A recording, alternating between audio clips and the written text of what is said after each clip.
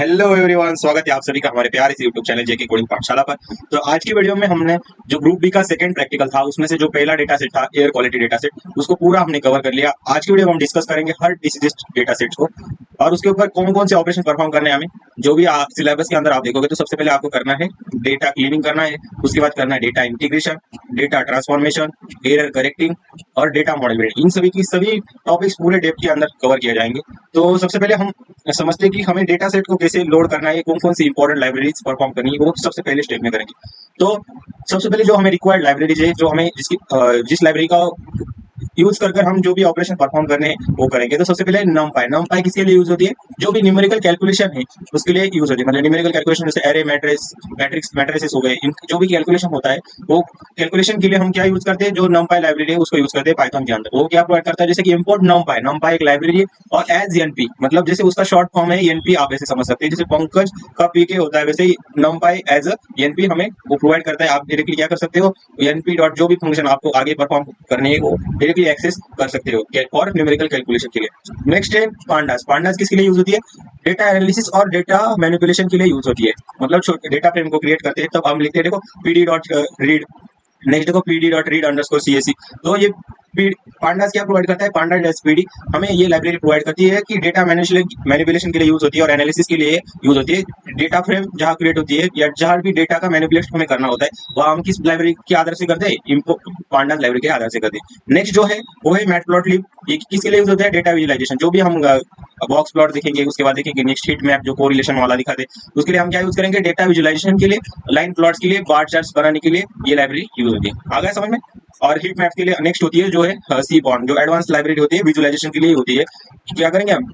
ऊपर बिल्ड होती है, मतलब जो भी मैट प्लॉट लिट नाम की लाइब्रेरी हमने पहले इंपोर्ट की है उसके ऊपर हमें एडवांस विजुलाइजेशन अगर करना है तो हम कौन सी लाइब्रेरी का यूज करेंगे? सी बॉन्ड एज एसएनएस। और वो किस पे ऊपर बिल्ड होती है? जो हमने पहले लाइब्रेरी इंस्टॉल की, कौन सी? मैट प्लॉट लिब, जो क्या करता है डेटा विजुलाइजेशन के लिए लाइन प्लॉट्स और बार चार्ट्स को बनाने के लिए यूज होती है।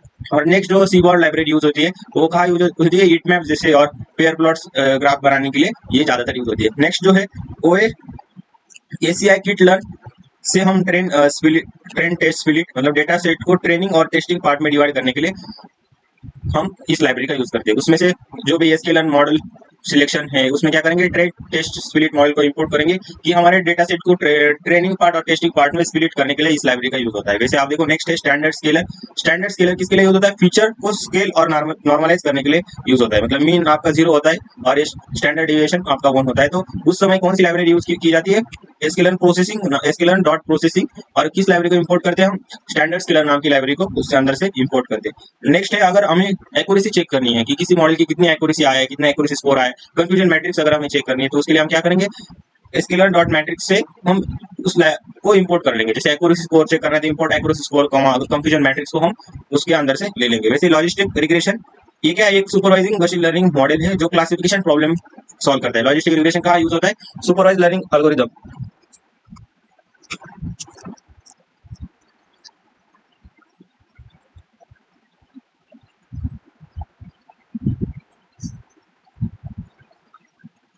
लॉजिस्टिक रिग्रेशन क्या है? एक सुपरवाइज लर्निंग मॉडल है। हम कहाँ यूज करते हैं? जहाँ भी क्लासिफिकेशन परफॉर्म करने, क्लासिफिकेशन जो भी प्रॉब्लम को सॉल्व करना है वहाँ हम क्या करेंगे? लॉजिस्टिक रिग्रेशन को यूज करेंगे। अभी इसको कैसे यूज करना है? Import sklearn dot linear model import. हमें क्या करना है? डायरेक्टली लॉजिस्टिक रिग्रेशन को इंपोर्ट करना है। अभी जो भी रिक्वायर्ड हमें इंपोर्टेंट लाइब्रेरी चाहिए थी वो सबको सबसे पहले हम इंपोर्ट कर लेंगे। तो सबसे पहले हम क्या करते हैं? इन लाइब्रेरी को इंपोर्ट कर लेते हैं।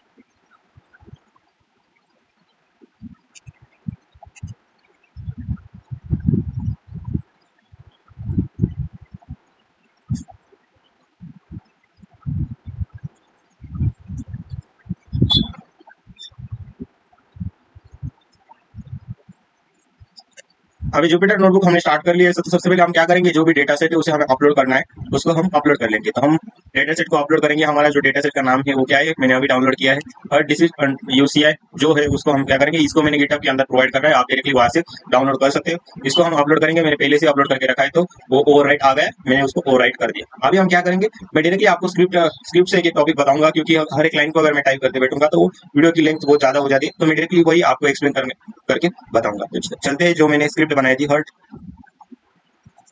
और सीएसवी, हमारा जो डेटा सेट है वो इधर लोड हो चुका है। और नेक्स्ट हमें चेक करनी है, हमें हमें जो नोटबुक जो मैंने अभी फाइल पूरी रन करके देखी है डायरेक्टली अभी गिटहब के ऊपर मैंने अपलोड कर दिया है, वो आ जाके भी आप चेक कर सकते हैं। तो सबसे पहले हमने क्या किया, जो भी इंपॉर्टेंट लाइब्रेरीज है उसको इंपोर्ट कर लिया। तो सबसे हम क्या करेंगे, उस लाइब्रेरी को सबसे पहले रन करेंगे। तो क्या हुआ है, सभी लाइब्रेरी इधर इंपोर्ट हो गए। अभी नेक्स्ट हमें क्या करना है वो अभी हम समझते हैं।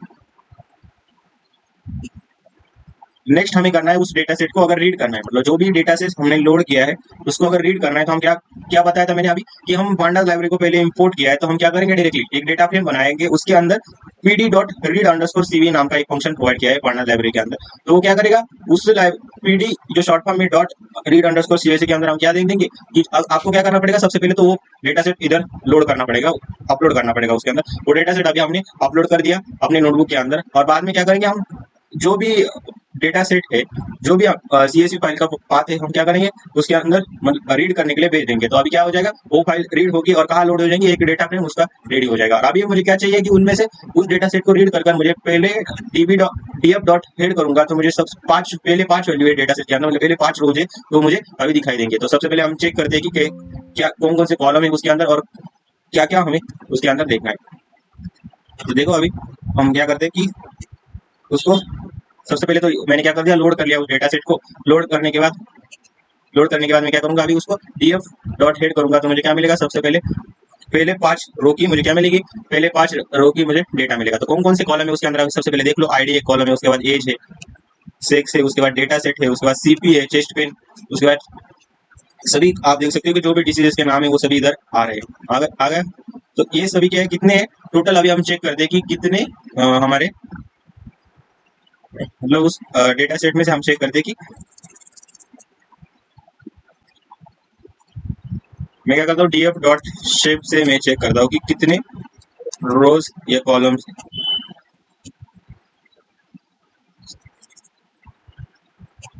तो देखो 920 हमारे क्या है टोटल रोज है और 16 हमारे क्या है टोटल कॉलम्स है। तो हमने अभी चेक कर लिया कि कितने हमारे रोज है, ये कॉलम है, अभी मैंने इसको चेक कर दिया।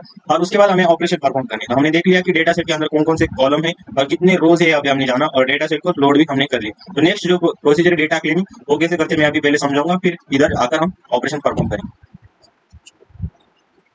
तो डेटा क्लीनिंग मतलब क्या, हमें जो भी मिसिंग वैल्यूज है, नल वैल्यूज है, डुप्लीकेट्स है, उनको रिमूव कर देना है। तो हमें डेटा को क्लीन करना है। तो सबसे पहले हम क्या करेंगे, जो भी नल वैल्यूज है उसको हम कॉलम वाइज चेक करेंगे। तो कैसे किया, अभी देखो इधर इसके अंदर मैंने किया है कि missing values in each column, जो भी इधर देखो वो लाइन डायरेक्टली वैसे कैसे प्रिंट हो जाएगी, प्रिंट के अंदर हमने दे दिया। और स्लैश एन करके आप देखोगे तो ये is dot null df dot is null, उसके आगे 2 पैरेंथेसिस डॉट सम करूंगा तो मुझे क्या मिलेगा, टोटल उसके अंदर कितने नल वैल्यूज है मुझे काउंट आएगी। तो आईडी के कॉलम में कोई भी नल वैल्यू नहीं तो उधर 0 आ गया, एज के कॉलम में कोई भी नल नहीं तो उधर 0 आ गया, वैसे सेक्स के कॉलम में कोई भी नल वैल्यूज नहीं तो उधर भी 0 आ गया, डेटा सेट के अंदर देखोगे उधर भी कोई नल वैल्यूज नहीं, उधर भी 0 आ गया। ये डायरेक्टली मुझे क्या मिल रहा है, df dot is null dot sum करने की वजह से मुझे सम मिल गया है, मतलब एक्चुअल काउंट मिल रहा है कि कितने नल वैल्यूज उसके अंदर है।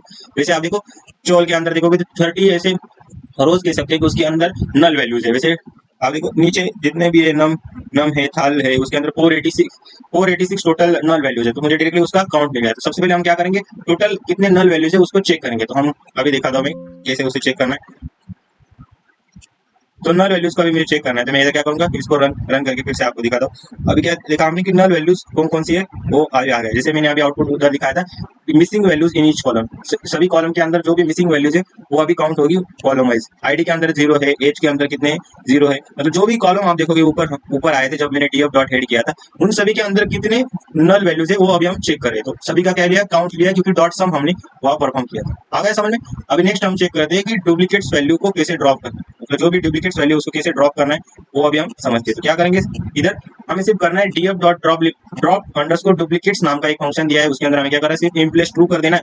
और आप देखो जो भी डुप्लीकेट रोज है वो डायरेक्टली रिमूव हो जाएंगे। अभी हम चेक करते हैं कि कैसे डुप्लीकेट रोज के अंदर रिमूव हो रही है और कौन कौन सी रोज डुप्लीकेट है। तो आप देखो जब मैं df डॉट शेप करूंगा फिर से बाद में, तो आपको डायरेक्टली वो जो नंबर है वो कहीं ना कहीं कम हो जाएगा, नहीं तो अगर डुप्लीकेट्स नहीं होंगे तो वही नंबर आपको दिखाई देगा। तो हमें अभी चेक करते हैं कि डुप्लीकेट्स को हम रिमूव करके चेक करते हैं। तो अभी मैंने ड्रॉप डुप्लीकेट्स इधर कर दिया। अभी मैं क्या करता हूँ, फिर से डीएफ को देखता हूँ। तो आप देखो 920 रोज और 16 कॉलम्स हमारे हो गए। अभी ऊपर देखो क्या थे, 920 रोज और 16 कॉलम थे। तो मतलब ये इस डेटा सेट के अंदर कोई भी आप कह सकते हैं कि मैं कोई भी ये वैल्यूज या रोज या कॉलम ये डुप्लीकेट्स नहीं है, तो वो डुप्लीकेट्स वहां से नहीं हटे, मतलब रोज है वो अभी डुप्लीकेट नहीं, सभी रोज क्या है डिफरेंट है। इसकी वजह से आप देखो 920 रोज पहले भी थे अभी भी वही है, मतलब 920 बाई 16 ई वो रेशियो रहा। आ गया समझ में। अभी हम नेक्स्ट चेक करते हैं कि हमें डेटा टाइप चेक करना है। नेक्स्ट हमें क्या देखना है कि हमें डेटा टाइप चेक करना है। डेटा टाइप चेक करना मतलब क्या करना है, अभी मैं directly DF dot D types करूंगा तो मुझे हर एक कॉलम्स का जो डेटा टाइप है वो अभी दिखाई देगा। तो कौन कौन सा है, आप देखो आईडी, आईडी का देखो तो इंट 64 आएगा, एज का देखो तो इंट 64 आएगा, वैसे सेक्स का देखो तो एक ऑब्जेक्ट की तरह है, मेल डेटा सेट का ऑब्जेक्ट की तरह है, उसके अंदर बहुत सारे आते हैं ना, सेक्स के अंदर मेल फीमेल। और देखो उसके बाद जो भी डिसीजेस है उसका जो डेटा सेट है वो भी इधर आपको नजर आएगा। प्लॉट 64 उसका डेटा टाइप है, मतलब हर एक कॉलम का कौन कौन सा डेटा टाइप है वो अभी इधर नजर आ रहा है। देखो अभी हम इसको चेक करके देखते हैं कि क्या कि कैसे वो दर्शा रहा है। तो अभी हम चलते हैं हमारे नोटबुक पर, इधर देखो क्या किया है मैंने, हर किसी का डेटा टाइप मुझे अभी चेक करना है, column wise data type check करना है। तो मैं इसे अभी रन करूंगा तो देखो वही आउटपुट आ गया जो मैंने अभी आपको बताया था कि हर एक कॉलम का कौन कौन सा डेटा टाइप है वो इधर आ गया। तो आपको क्या करना है, इसे डीएफ डॉट डी टाइप्स आपको वहां लिखना है और उसको प्रिंट करवा देना है। अभी नेक्स्ट हम चेक करते हैं। नेक्स्ट जो जो है वो मैं डायरेक्टली इधर डेटा क्लीनिंग होने के बाद ये एरर करेक्टिंग ले लेता हूँ और उससे क्या होगा कि हमें एक न्यू प्रोसेस जानने को मिलेगी, वही इम्पुटेशन। ये आपको पूछ सकते हैं, इसके लिए मैंने एडवांस टॉपिक लिया है क्योंकि इसके अंदर आपको क्या दिया है कि इम्पुटेशन मीनिंग क्या है। इम्पुटेशन मतलब आप देखोगे data cleaning plus error correcting. Imputation का काम क्या होता है कि जो भी मिसिंग वैल्यूज को फिल करना होता है, जैसे कि किसके बेसिस पर, मीन मीडियन और मोड के बेसिस पर हमें क्या करना पड़ता है कि हमें उसे फिल करना पड़ता है। वैसे मॉडल ट्रेनिंग से पहले इनकंसिस्टेंसी को फिक्स करना पड़ता है। जो भी अभी मॉडल हम ट्रेन करेंगे ना आगे, उससे पहले हमें क्या करना पड़ता है, जो भी इनकंसिस्टेंसी थी, जो भी नल वैल्यूज थी, उसे हमें क्या करना पड़ता है, उस डेटा सेट को हमें प्रॉपरली क्या करना पड़ता है, चेक करना पड़ता है। जो भी इनकंसिस्टेंसी है उसको फिक्स करना है। उसके बाद देखोगे डेटा क्वालिटी को हमें क्या करना है, इंप्रूव करना है। मतलब एरर करेक्शन भी होता है, मतलब एरर करेक्शन हमें क्या करना है उसके अंदर परफॉर्म करना है। जो भी अभी एरर करेक्टिंग था उसी को उसके अंदर ही इम्पुटेशन अगर पूछा गया तो आपको कैसे करना है वो अभी बता दो। तो सबसे पहले हम जानते हैं कि इम्पुटेशन कैसे होगा, मतलब कैसे उसके अंदर परफॉर्म होगा। तो ऑप्शन सेट करो, हैंडल फ्यूचर व्यूअर, मतलब हमें क्या करना है, फ्यूचर व्यूअर का ऑप्शन पहले सबसे पहले सेट करना है। मैंने क्या बताया था कि data cleaning plus error correcting. तो सबसे पहले जो स्टेप है उसके अंदर हम चेक करेंगे कि ऑप्शन को हमें सेट करना है। ऑप्शन को सेट करो टू हैंडल फीचर व्यूअर। तो कैसे करेंगे ऑप्शन को set, PD dot set option, मतलब हमने पांडा जो लाइब्रेरी है पीडी उसको यूज किया। अभी डेटा को मैनिपुलेट करना है, हमें क्या करना है, future dot no underscore silent underscore down casting को हमें क्या करना है, ट्रू कर देना है। उसके बाद क्या करेंगे हम, कॉलम फॉर इम्पुटेशन। इम्पुटेशन अभी मैंने बताया ना कि हम मिसिंग वैल्यूज को हमें क्या करना है, फिल करना है as per the basis of mean median mode के बेसिस पर। तो हम क्या करेंगे, कॉलम फॉर इम्पुटेशन, कौन कौन से कॉलम हमें इम्पुटेशन देना है, तो मीन कॉलम्स कौन कौन से उसको हम ले लेंगे, जो भी मीन कॉलम्स है उसको हम सबसे पहले ले लेंगे। उसके बाद क्या करेंगे, मोड कॉलम्स को ले लेंगे। और उसके बाद हमें क्या करना है, जो भी मीन इम्पुटेशन न्यूमेरिक कॉलम्स उसके अंदर परफॉर्म करना है उसको ले लेंगे। क्या है उसके अंदर, for col in mean columns. तो हमें जितने भी कॉलम्स हमने लिए उसके ऊपर हम क्या करेंगे, फॉर लूप लगाएंगे और क्या चेक करेंगे, if colon in DF dot columns. तो हमें नीचे का ऑपरेशन परफॉर्म करना है, क्या करना है, उसको फिल करना है। अभी मैंने बताया ना कि हमें इनकंसिस्टेंसी को क्या करना है, फिक्स करना है। तो हम इधर क्या करेंगे, इनकंसिस्टेंसी को फिल करेंगे। Df column is equal to df column dot fill N A नाम की मेथड है। किसके बेसिस पर, मीन के बेसिस पर हम क्या करेंगे, उसको फिक्स करेंगे या उसके ऊपर हम इम्पुटेशन परफॉर्म करेंगे। अभी मोड के बेसिस पर अगर परफॉर्म करना है, मोड इम्पुटेशन क्या होता है, कैटेगरियल ऑब्जेक्ट और कॉलम जो होते हैं उसके ऊपर हमें परफॉर्म करना है। आगे समझ में कैसे करेंगे, for col in mode columns if columns in DF dot columns. मैंने आपको जैसे ऊपर बताया कि हमें सभी जो मोड कॉलम्स के अंदर जो भी कॉलम्स हमने लिए इम्पुटेशन के लिए, एफपीएस हो गया, रेस्ट ईसीजी हो गया, ईएक्सएनजी, स्लो थेल, उन सभी के ऊपर हमें करना है, क्या करना है कि df dot column fill in a df col mode, उसके अंदर दिया है 0 क्योंकि ये ऑब्जेक्ट के फॉर्म में होता है। तो हम क्या करेंगे, कैटेगरियल फॉर्म में होता है तो क्या किया मैंने उसके अंदर एरे 0 वहां कर दिया। अभी मुझे क्या करना है, optional optional convert the object columns to best possible data type. हमें क्या करना है, उसे बेस्ट पॉसिबल डेटा टाइप में उसे कन्वर्ट करना है। तो मैं क्या करूंगा, अभी DF is equal to DF dot infer underscore object और कॉपी को क्या कर दूंगा, इधर फॉल्स कर दूंगा। मतलब जो भी मिसिंग वैल्यूज है, अभी क्या करेंगे लास्ट में जो भी मिसिंग वैल्यूज है उसको हम चेक करके देखोगे तो क्या आता है अभी हम देखते हैं और फिर मैं फिर से आपको इसको समझाता हूँ।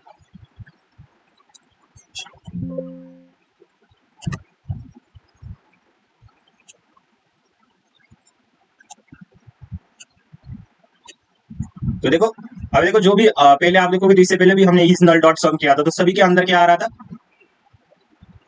सभी के अंदर क्या आ रहा था कि जो भी मिसिंग वैल्यूज है वो आप देखो कितनी नजर आ रही थी। ऊपर देखो हमने परफॉर्म किया था डेटा क्लीनिंग के अंदर, तो कुछ ना कुछ आ रहा था। जैसे कि टेस्ट बीपीएस के अंदर 59 आ रहा था, चोल के अंदर 30 आ रहा था, एफपीएस के अंदर 19 आ रहा था, फिर से देखो F2 आ रहा था, अभी मैंने क्या किया, उसके ऊपर इम्पुटेशन किया ताकि हम जो मिसिंग वैल्यू थे उसको क्या कर पाए, जो भी जीरो आ रहे थे इजनल डॉट सम करने के बाद उसको क्या करना है, हमें इम्पुटेशन करना है, मतलब उस इनकंसिस्टेंसी को हमें क्या करना है, फिक्स करना है, ताकि कि हमें नेक्स्ट जब भी हम ऑपरेशन परफॉर्म करेंगे तो वो ट्रेनिंग डेटा, मॉडल ट्रेनिंग के लिए वो डेटा बेस्ट हो जाए। तो हमने इधर क्या किया, इम्पुटेशन का परफॉर्म किया, मतलब data cleaning plus error correcting को हम क्या कहते हैं, इम्पुटेशन कहते हैं। तो मैंने इधर इम्पुटेशन परफॉर्म करने के बाद आप देखो फिर से मैंने क्या किया, प्रिंट डीएफ डॉट इजनल डॉट सम मैंने किया, तो आप देखो सभी के अंदर 0 0 अभी वो काउंट आ रहा है। पहले देखो हर एक में अलग अलग आ रहा था कि मतलब उसके अंदर नल वैल्यू थी वो डायरेक्टली आ रही थी। अभी इज नल डॉट सम मैंने फिर से करके देखा तो आप देखो क्या हो गया, सभी के अंदर अभी जीरो आ गया। तो ये इम्पुटेशन मेथड ने क्या किया, जो भी मिसिंग वैल्यूज थी उसको क्या कर दिया, फिक्स कर दिया।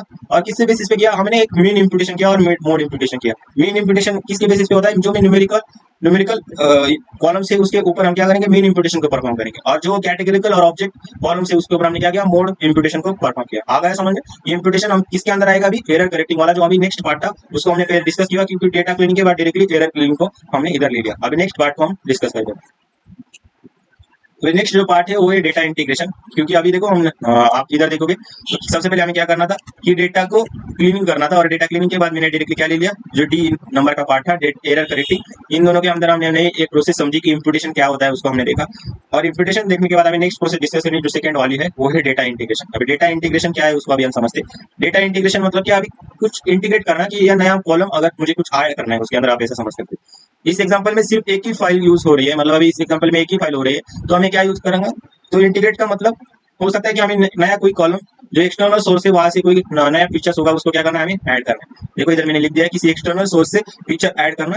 यहाँ पे डमी कॉलम जोड़ के दिखा दे, जैसे कि फॉर डेमो ओनली, मतलब डेमो के लिए हम उसके अंदर कोई नया कॉलम्स ऐड करके चेक करते हैं। तो अभी देखो मैंने क्या किया, डीएफ उसके अंदर हॉस्पिटल आईडी को मैंने डाल दिया, और अभी क्या किया, एनपी डॉट रैंडम डॉट, अभी ये करूंगा तो मुझे क्या मिलेगा, 100 105। उसके बाद देखो साइज लेंथ दिया, तो रैंडम हॉस्पिटल आईडी इधर क्या हो जाएगी, असाइन असाइन हो जाएगी। देखो इधर मैं जब डीएफ को फिर से देखूंगा तो आप देखो ये हॉस्पिटल आईडी इधर रैंडमली जनरेट हो गया। आ गया समझ में। तो आपको क्या करना है, कोई नया कॉलम आप सकते हो जोड़ सकते हैं। अगर दो डेटाबेस को अगर इंटीग्रेट करना है तो वो ऐसा तो नहीं आएगा, पर आ गया तो हमें कैसे करना है, तो आप उसको सर्च करके देखो कि दो डेटा सेट को हम कैसे इंटीग्रेट करेंगे। पर इस एग्जांपल के अनुसार हम अलग अलग ले रहे हैं। जो पहला था वो एयर, हमारा उस क्वेश्चन के अंदर देखो एयर क्वालिटी था और हर डिसीज था, तो दोनों को अगर इंटीग्रेट करना है वो कैसे करते हैं वो आप जाके सर्च करो। और मैंने क्या किया, इधर डायरेक्टली एक ही फाइल हमने लोड किया है, तो उसके अंदर कैसे परफॉर्म करना है, तो हमें एक कोई डमी कॉलम हमें उसके अंदर ज्वाइन करना है, या मान सकते हैं कि हमें कोई एक्सटर्नल सोर्सेज से एक कॉलम को हमें ऐड करना है। तो कैसे ऐड करना है अभी हमने समझ लिया, इसको अभी हम परफॉर्म करके चेक करते हैं।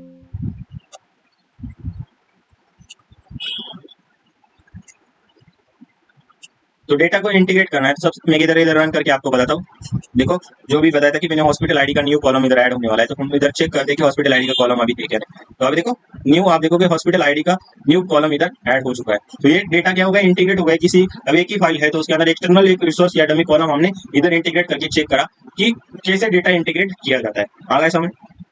अभी नेक्स्ट हम आगे देखते हैं। आगे क्या देखना है हमें कि जो भी रिक्वायर्ड,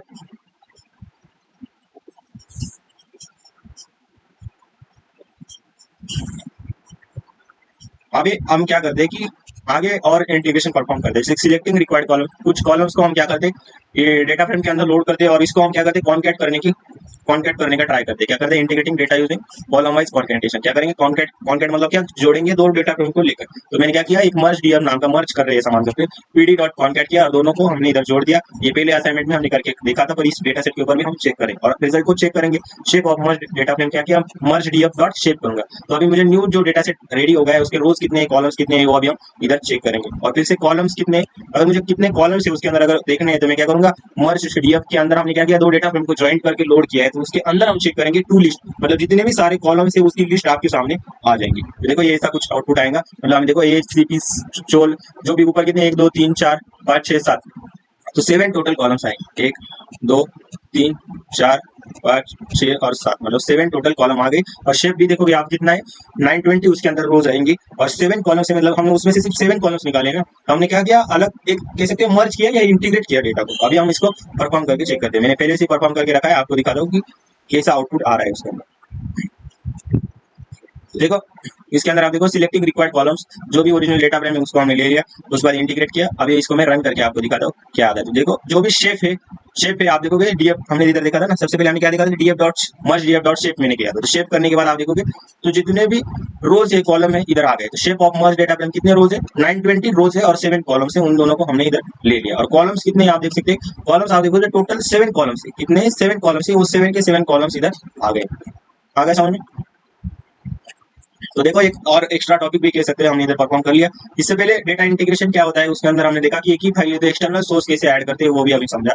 उसके बाद हमने मर्ज किया 2 डेटा फ्रेम लेकर और उसका शेप और कॉलम्स हमने चेक किए। नेक्स्ट हमें जो देखना है कि उसके अंदर अभी नेक्स्ट ऑपरेशन हमारा क्या था कि हमें डेटा को ट्रांसफॉर्मेशन करना है और एक तो डेटा को मॉडल बिल्डिंग करना है, क्योंकि तीन ऑपरेशन हो गए हमारे, डेटा क्लीनिंग हो गया, डेटा इंटीग्रेशन हो गया और एरर करेक्टिंग हो गया। अभी नेक्स्ट जो है उसके अंदर हम चेक करते हैं कि हमें क्या करना है, आउटलायर से क्या होते हैं उसको समझते हैं। मैंने पिछली वीडियो में बताया था, पर मैंने इधर डायरेक्टली आउटलायर्स का कॉन्सेप्ट ही पहले समझाता हूँ और फिर आगे हम जाते हैं। तो आउटलायर्स वो डेटा पॉइंट्स होते हैं जो बाकी डेटा पॉइंट से बहुत ज्यादा अलग होते हैं। क्या होते हैं, बहुत मतलब आप कह सकते हैं कि जैसे इस एग्जांपल में अंदर देखो कि 50, 55, 52, 53, 51 ये कैसे नजदीक के नंबर है और उसके अंदर 1000 आ गया है। तो 1000 की वजह से क्या है, ये 1000 ये सबसे अलग है। तो जो भी सबसे अलग होता है उसी को हम क्या कहते हैं, आउटलायर्स कहते हैं।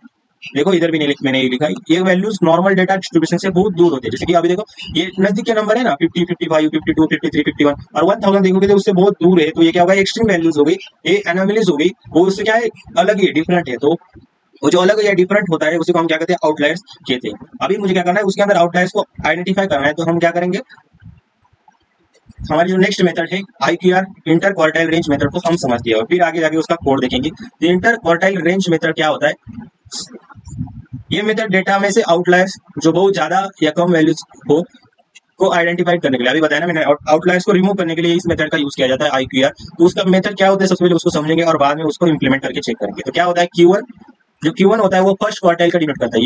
ये वो वैल्यूज है जहां डेटा को पहले 25% में होता है, जहां डेटा क्या होता है पहले का 25% फर्स्ट क्वार्टाइल में आता है। और जो थर्ड क्वार्टाइल है Q3 उसके अंदर ये वो वैल्यू है जहां डेटा का 75% आता है, 75% उसके अंदर आता है। और IQR क्या होता है, inter quartile range. Inter quartile range या क्या हो जाता है, जो Q3 और Q1 के बीच का जो भी डिफरेंस होता है वही क्या होता है, IQR होता है। आगे समझ, तो जो भी डिफरेंस होता है मतलब आप कह सकते हैं कि Q3 क्या है, उस डेटा सेट का 75% आप कह सकते हो। और जो नेक्स्ट है Q1 वो क्या है 25%। तो मैंने IQR क्या होगा मेरा, Q3 माइनस Q1 होगा। और आउटलायर्स को आइडेंटिफाई करते हैं बाय यूजिंग फॉर्मूला। इस मतलब लोअर बाउंड अपर बाउंड, ये फॉर्मूला भी आप ध्यान में रख सकते हो कि लोअर बाउंड क्या होता है, Q1 माइनस 1.5 IQR होता है। वैसे अगर अपर बाउंड अगर मुझे चेक करना है तो Q3 प्लस 1.5 इंटू IQR होता है। अगर कोई वैल्यू इस रेंज से बाहर होती है तो वो क्या होता है, आउटलायर होता है। मतलब एक होता है लोअर बाउंड, उसका दूसरा होता है दूसरा क्या होता है अपर बाउंड। और इसके बाहर अगर कोई वैल्यूज है तो वो क्या हो जाती है, वो हो जाती है आउटलायर वैल्यू। अब इसमें आउटलायर को अगर हमें रिमूव करना है तो कौन सी मेथड है, IQR जो वैल्यू है, IQR जो मेथड है उसको अभी हम देखते हैं। तो सबसे पहले हम देखते हैं कि Q1 और Q2 क्या होगा। जैसे कि आप मान सकते हैं कि इधर एक डेटा दिया है 10, 12, 13, 14, 18, 100। उसमें से Q1 क्या है 12 है और Q3 क्या है 18 है, मतलब 12 और ये 18। और अभी मुझे देखना है IQR, तो मैं क्या करूंगा, इन दोनों का डिफरेंस आएगा मेरा IQR।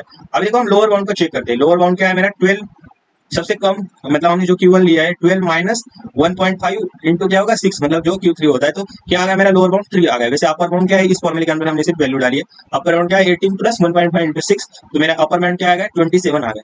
क्या आ गया 27 आ गया, मतलब लोअर बाउंड मेरा आ गया 3 और अपर बाउंड आ गया 27। और इसके बाहर की जो वैल्यूज है क्या है 100, मेरी बाहर की वैल्यूज है। तो मेरा 100 क्या होगा, 100 ही मेरा आउटलायर ही, ये मुझे समझ में आ गया। ये होता है आउटलायर को कैसे निकालना है किसी डेटा सेट में से, वो मेथड क्या है IQR inter quartile range method होती है। अभी हम इसका कोड पार्ट समझते हैं और फिर जाकर हम उसको इंप्लीमेंट करेंगे। सबसे पहले हम क्या करते हैं, marks outlier using IQR method. आपको डायरेक्टली वो एग्जामिनर है वो डायरेक्टली आपको टास्क दे सकता है कि इसके अंदर आप आउटलायर कौन से वो मुझे बताओ और आउटलायर्स को मुझे बॉक्स प्लॉट ग्राफ से शो करो, ये सब आप पूछ सकते हैं। इसके लिए मैंने इधर उसको डाल दिया। तो सबसे पहले हम क्या करेंगे, एक मार्क्स आउटलायर नाम का फंक्शन बनाएंगे और इसके अंदर क्या होगा, check if column is numeric integer unsign, मतलब जो भी कॉलम का डेटा टाइप है उसको हम चेक करेंगे। अभी चेक करने के बाद क्या हो जाएगा, हम उधर Q1 के अंदर क्या करेंगे, Q1 के अंदर मैंने क्या बताया था कि फर्स्ट क्वार्टाइल के अंदर हम 25% डेटा होता है। तो मैंने इधर क्या किया, Q1 is equal to column dot quantile 0.25 उसके अंदर पास कर दिया। वैसे Q3 के अंदर क्या किया, कॉलम डॉट क्वांटाइल 0.75 मैंने कर दिया। तो अभी मेरा IQR क्या होगा, Q3 माइनस Q1 होगा। और थ्रेशोल्ड मैंने अभी बताया क्या, 1.5 इंटू IQR आपका थ्रेशोल्ड होगा, मतलब मिनिमम थ्रेशोल्ड क्या हो सकता है, वो क्या होता है 1.5 इंटू IQR मैंने अभी कर दिया। बुलियन मास्क और आउटलायर्स के लिए क्या किया, बुलियन मास्क कर दिया। मतलब उसके अंदर क्या होगा, ऑपरेशन परफॉर्म होंगे कि अगर आपका कॉलम क्या है Q1 माइनस थ्रेशोल्ड से अगर कम है या उसमें से कॉलम आपका ग्रेटर है Q3 Q3 प्लस थ्रेशोल्ड से, तो आपको क्या करना है, आउटलायर मास के अंदर वो वैल्यू आसान हो जाएगी, मतलब और ऑपरेशन इधर परफॉर्म हो रहा है। अगर return only outliers, non outliers become none. अगर नॉन आउटलायर्स है तो क्या हो जाएगा, नन हो जाएगा। आउटलायर्स हो गए तो वो क्या हो जाएंगे, इधर रिटर्न हो जाएगी। ये कंडीशन है, मैंने अभी बताया ना, लोअर बाउंड और अपर बाउंड से अगर कोई वैल्यू बाहर है तो क्या हो जाएगी, आउटलायर मतलब उस फंक्शन के, आप कह सकते हैं कि उस रेंज के बाहर है तो वो क्या हो गया, हमारे आउटलायर होगा। तो इधर क्या हो जाएगा, जो भी आउटलायर उसको रिटर्न करेंगे और उस कॉलम को हम क्या करेंगे, return as it. Non numeric जो भी कॉलम होगा, एल्स क्या होगा, अगर न्यूमेरिक कॉलम होगा तो इधर जाएगा, नहीं तो वो नॉन न्यूमेरिक होगा तो उसको डायरेक्टली क्या हो जाएगा, इधर रिटर्न हो जाएगा। तो अभी सबसे पहले हम क्या क्या किया IQR मेथड से, कि हमने मार्क्स आउटलायर्स को मार्क्स इधर कर लिया। देखो ये और एल्स के अंदर उस फंक्शन के अंदर हमने डायरेक्टली उसको लिख दिया। अभी इसको हम परफॉर्म करके चेक करके देखते हैं।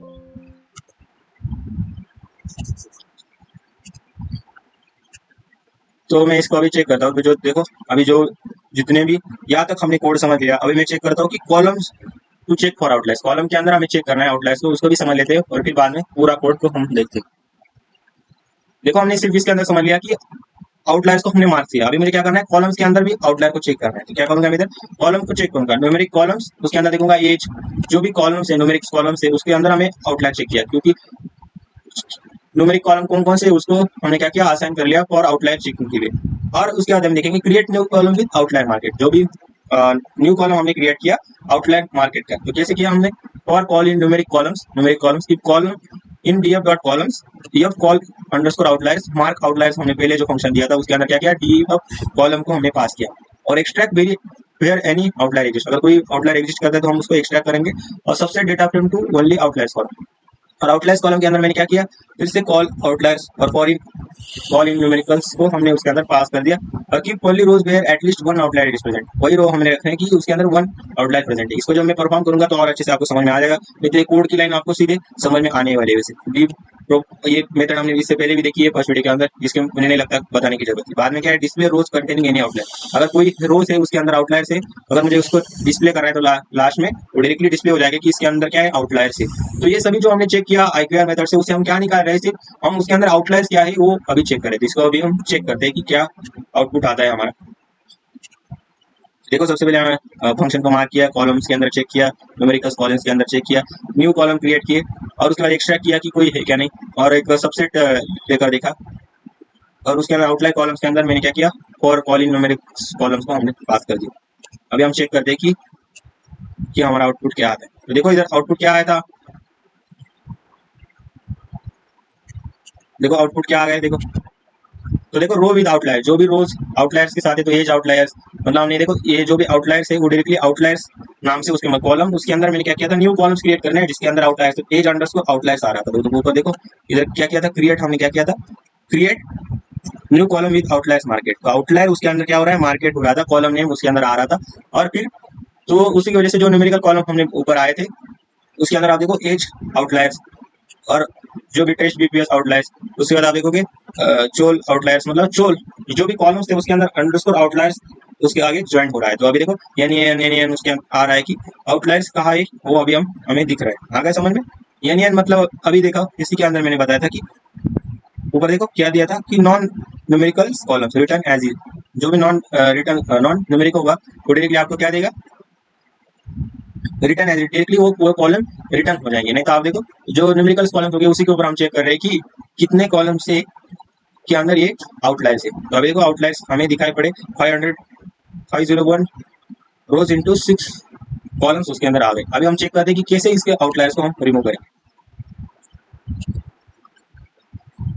अभी रिमूव आउटलायर्स का एक नाम का फंक्शन है, उसके अंदर हम देखेंगे कि कैसे हम उसके अंदर रिमूव करने वाले। तो रिमूव करेंगे तो सबसे पहले हम चेक करेंगे कि if the columns is numeric, numeric को हमें चेक करना पड़ता है, वही process same to same perform किया है। और अभी हमने क्या चेक किया कि लोअर बाउंड और अपर बाउंड को चेक करेंगे, but remove outliers from the database, उस डेटा फ्रेम से हमने क्या करना है कि जो भी आउटलायर्स है उसको रिमूव करना है। ये ऊपर का आपको डायरेक्टली देखते ही पता चल गया कि हमने डेटा टाइप चेक किया, उसके अंदर हमने Q1 और Q3 के अंदर उसको ले लिया, 25% डेटा को ले लिया, उसके बाद 75% डेटा को ले लिया। और हमने क्या किया, IQR को चेक किया, IQR क्या था, Q3 माइनस Q1 था। तो वो अभी चेक करने के बाद फिर से हमने क्या देखा, लोअर बाउंड और अपर बाउंड को देखा। अपर बाउंड होने के बाद हमें क्या करेंगे, remove outliers from the data frame. हमें क्या करना है, वो डेटा फ्रेम में से हमें क्या करना है कि आउटलायर्स को रिमूव करना है। अगर DF column greater than equal to lower bound है तो हमें क्या करना है, एंड उसी के साथ आपका अगर अपर बाउंड से कम है, मैंने क्या बताया था, अगर इससे बाहर होंगी तो हमें क्या करना है, वो आउटलायर होगा तो उस आउटलायर को हमें क्या करना है, रिमूव कर देना। तो रिटर्न क्या करूंगा अभी, डीएफ क्लीन करूंगा, एल्स नॉन न्यूमेरिकल कॉलम हो गए तो वो डायरेक्टली वही डेटा फ्रेम इधर आ जाएगा। Apply to columns in the data frame to remove outliers, DF clean is equal to DF, मतलब कॉपी जो ओरिजिनल डेटा फ्रेम है उसको हमने क्या किया, कॉपी किया, इसके लिए क्लीनिंग के लिए, और remove outliers from each numerical, her numerical column में से हमने आउटलायर्स को क्या किया, रिमूव किया। और col in numericals column, if call in DF dot columns, हमने क्या किया, डीएफ अंडरस्कोर क्लीन, उसके अंदर क्या किया, रिमूव आउटलायर्स के अंदर डीएफ क्लीन, और जो कॉल है कॉलम के हर एक वैल्यू को हमने क्या कॉलम को पास कर दिया तो वो डायरेक्टली वहां जाके क्लीन हो जाएगा। और डिस्प्ले हम क्या करेंगे, जो भी क्लीन आउटलायर्स है उसको हम चेक करेंगे प्रिंट डीएफ अंडरस्कोर क्लीन करने के बाद। अभी हम चेकते हैं कि वो क्लीन करने के बाद वो कैसे दिख रहा है। तो अभी देखते हैं हम, क्लीन करने के पहले आप देखो 501 रोज इंटू 6 कॉलम्स थे, अभी हम इसको रन करके चेक करते हैं। तो देखो अभी 419 रोज इंटू 23 कॉलम्स इधर हो गए, तो जो भी आउटलायर्स है वो अभी पूरे यहाँ से निकल गए, आप कह सकते हैं कि जो क्लीन हो गया पूरा डेटा से। आ गया समझ में? तो हमने इधर चेक किया कि कैसे IQR मेथड से हम क्या करेंगे, आउटलायर्स को फाइंड करेंगे, और लास्ट में हमने क्या चेक किया कि कैसे उस आउटलायर्स को रिमूव कैसे करना है, वो भी हमने देख लिया। देखो इसके अंदर आप डिफरेंस देखोगे तो कॉलम हमारे क्या हो गए, कम हो गए, 501 रोज इंटू 6 कॉलम्स इधर आ गए, और इधर आप देखोगे 419 रोज इंटू 23 कॉलम्स इधर आ गए। तो आउटलाइन से वो अभी रिमूव करने के बाद आप देखो रोज हमारे नंबर कम हो गए। नेक्स्ट जो IQR मेथड से हमें क्या पता चला कि IQR मेथड से हमें पता चला कि हमने आउटलायर्स को कैसे निकाले। अभी मुझे क्या करना है कि उसको विजुअलाइज करना है। तो विजुअलाइज कैसे करेंगे, तो हम बॉक्स प्लॉट से बताएंगे कि बिफोर रिमूवल क्या है, मतलब बिफोर रिमूवल के अंदर आप देखोगे तो एक्स्ट्रा डॉट्स उसके अंदर चेक कर सकते हो आप कि वो बिफोर रिमूवल कैसे आता है, उसको आप चेक कर लो। हम डायरेक्टली क्या करेंगे, बॉक्स प्लॉट को बनाएंगे आफ्टर रिमूवल, मतलब डॉट नहीं दिखा देंगे, वो कम दिखा देंगे, आपको डायरेक्टली डेटा को स्प्रेड और सेंटर में समझ में आएगा। जो भी डेटा है वो डायरेक्टली आपको सेंटर पार्ट में दिखाई देगा। तो कैसे दिखाई देता है अभी मैं आपको समझाता हूँ। तो मैं अभी क्या करता हूँ, सबसे पहले तो हम क्या करेंगे, कॉलम को ले लेंगे, इधर देखो हर कॉलम के लिए अलग एक बॉक्स प्लॉट बनाने के लिए लूप चल रहा है। तो मैं क्या करूंगा, जो भी कॉलम से उसको मैं क्या करूंगा, सबसे पहले कॉलम अंडरस्कोर नेम के अंदर ले लूंगा, और फिर जाके मैं क्या करूंगा, फॉर कॉल इन कॉलम, और प्लॉट फिगर वो क्या बताता है, प्लॉट का साइज कितना है, मतलब 8/6 साइज होगा, विड्थ मेरी क्या होगी 8 होगी, और हाइट क्या होगी 6 होगी। जो भी फ्रेम की साइज है वो अभी मुझे मिल रहा है, फिगर की साइज क्या होगी वो इधर बता रहे हैं। उसके बाद देखो SNS लाइब्रेरी का यूज करेंगे बॉक्स प्लॉट के लिए, क्योंकि कॉलम के लिए बॉक्स प्लॉट बना रहे हैं तो आउटलाइंस दिखाने भी के लिए हेल्पफुल होगा। तो हम क्या यूज करेंगे, SNS जो लाइब्रेरी हमने सीबॉन नाम की लाइब्रेरी इंपोर्ट की थी, तो उसी के अंदर क्या किया SNS डॉट बॉक्स प्लस, और हमने क्या किया, कॉलम्स को अंदर जो आउटलायर्स है उसको हम दिखाने के लिए ये हेल्प होंगी। उसके बाद क्या किया, टाइटल दे दिया, कौन सा टाइटल देना है, मतलब कॉलम का नाम आ जाएगा उधर। और प्लॉट डॉट शो मतलब क्या होता है, प्लॉट को स्क्रीन पे डिस्प्ले करना। तो अभी मैं इसको रन करके चेक आपको दिखा दूं क्या आ गया। तो हर एक आपको इधर नजर आएगा, आप देखो एज के लिए क्या आ गया, एज के लिए आप देखोगे तो सभी डेटा क्या है, एक सेंटर पार्ट में, तो बॉक्स प्लॉट पे आप देखो सेंटर पार्ट पे कहीं भी स्प्रेड नहीं है। तो नेक्स्ट देख सकते हो टेस्ट BPS के अंदर आप देखोगे तो सभी पार्ट क्या है, सेंटर पार्ट पे अलाइन हो चुका है, क्योंकि हमने उससे आउटलायर्स को रिमूव कर दिया। जो भी पास का डेटा है वो एक ही पार्ट में आ गया, लोअर बाउंड अपर बाउंड के बीच में वो आ गया। बाहर का जो भी डेटा है उसी रेंज के अंदर नहीं है, तो वो डायरेक्टली क्या हो गया, उससे रिमूव हो गया। वो भी आप समझ सकते हो।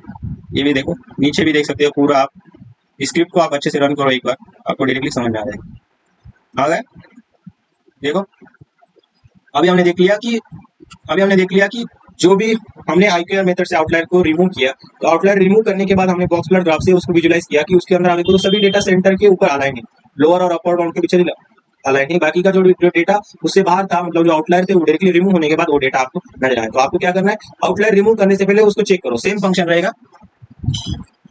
रहेगा, आपको सिर्फ ऊपर उसको चेक करना है। आ गए समझ में? तो अभी हम नेक्स्ट देखते हैं कि हमें क्या करना है, कि कोरिलेशन देखना है। तो कोरिलेशन के लिए हम क्या करेंगे, हीट मैप को चेक करेंगे। तो अभी इधर देखो हम चेक करते हैं हर एक लाइन को। तो क्या करेंगे, import label encoder to convert categorical text data to into numbers, number के फॉर्म में हमें चेक करना है। जैसे कि आगे हम देखते हैं क्या है, तो हमने क्या किया, from SQL pre processing import, हमने ऊपर की ये library import SQL dot pre processing import label encoder को हम क्या करेंगे, इंपोर्ट करेंगे। क्यों करेंगे, क्योंकि हमें कैटेगरिकल जो टेक्स्ट डेटा होता है उसको क्या करना है, नंबर्स के फॉर्म में कन्वर्ट करना है। और नेक्स्ट क्या करेंगे, हमें select only numericals column from the data frame. हम क्या करेंगे, डेटा फ्रेम से में से न्यूमेरिकल्स कॉलम्स को हम सिलेक्ट करेंगे। तो मैंने इधर क्या किया, numeric underscore DF dot select data types, जिसका डेटा क्या है, नंबर है, उसको हमने सिलेक्ट कर लिया। क्या किया, वही कॉलम हमने सिलेक्ट किया जिसका डेटा टाइप क्या है, न्यूमेरिक है, उसको हम इधर न्यूमेरिक अंडरस्कोर DF नाम के वेरिएबल के अंदर लोड कर लेंगे। उसके बाद मुझे क्या करना है कि calculate correlation for each column with num and remove num itself from result. हमें क्या करना है, उसमें से रिजल्ट हमें क्या करना है, नम को हमें क्या करना है, उसके कोरिलेशन निकालना है। तो कोरिलेशन हमने इधर निकाल लिया, क्या किया, correlation is equal to numeric underscore DF, corr नाम का फंक्शन आता है, उसके अंदर पैरेंथेसिस देंगे और नम और ड्रॉप नम हम कर देंगे, और नम एंड नम को मतलब विद कॉलम्स, मतलब correlation of each column with num and remove num itself from result. Result से क्या करेंगे, उस नम को हम हटा देंगे और लास्ट में क्या करेंगे, जो भी कोरिलेशन आया है उसको प्रिंट करेंगे। तो प्रिंट मैंने कर लिया और जस्ट स्पेस करने के लिए इधर एम्प्टी प्रिंट हमने इधर ले लिया। और ये लेने के बाद आप देखोगे तो हमें हीट मैप लेना है, क्योंकि दो फीचर्स के अंदर हमें फीचर सिलेक्शन को लेकर हमें कोरिलेशन दिखाना है by using heat map graph है उससे। तो हम क्या करेंगे, plot heat map for all numerical column correlation. जो भी कॉलम्स है उसके कोरिलेशन कैसे है उसको दिखाने के लिए हमने हीट मैप का यूज किया। फिगर की जो साइज है मतलब विड्थ और हाइट दे दी है 8/6 और हीट मैप एसएनएस लाइब्रेरी का सीबॉर्न लाइब्रेरी का यूज करेंगे। तो फिर से इधर जो भी फंक्शन है उसको कॉल किया, create heat map with values for scheme colour scheme. Colour scheme के साथ हमने क्या किया, उसको इधर ले लिया। बाद में क्या किया, उसका टाइटल दे दिया, इको रिलेशन हीट मैप से टाइटल आएगा और उसको हम लास्ट में शो करेंगे। तो ये आपको आई होप ये पूरा समझ में आ गया होगा कि हीट मैप को कैसे लेना है। अभी हम इसको परफॉर्म करके चेक करते हैं।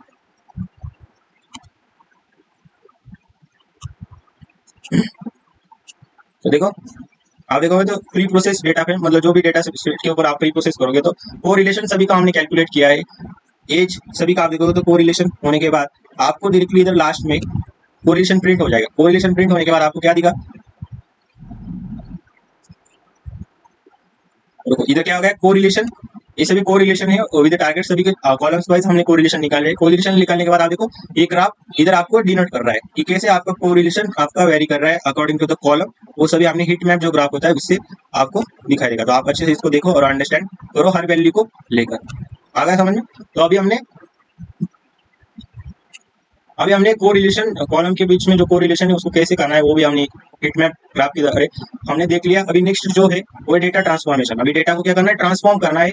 मतलब हमें क्या करना है कि अभी देखो हम क्या करेंगे, SQL pre processing import level encoder को ले लेंगे और स्टैंडर्ड स्केलर को इंपोर्ट करेंगे। अब लेवल इनकोडिंग किसके लिए होती है, स्टैंडर्डाइजेशन के लिए टूल्स इंपोर्ट करेंगे। अभी जो लेवल इनकोडर और स्टैंडर्डाइजेशन के लिए हमें दो लाइब्रेरी को इंपोर्ट कर लिया।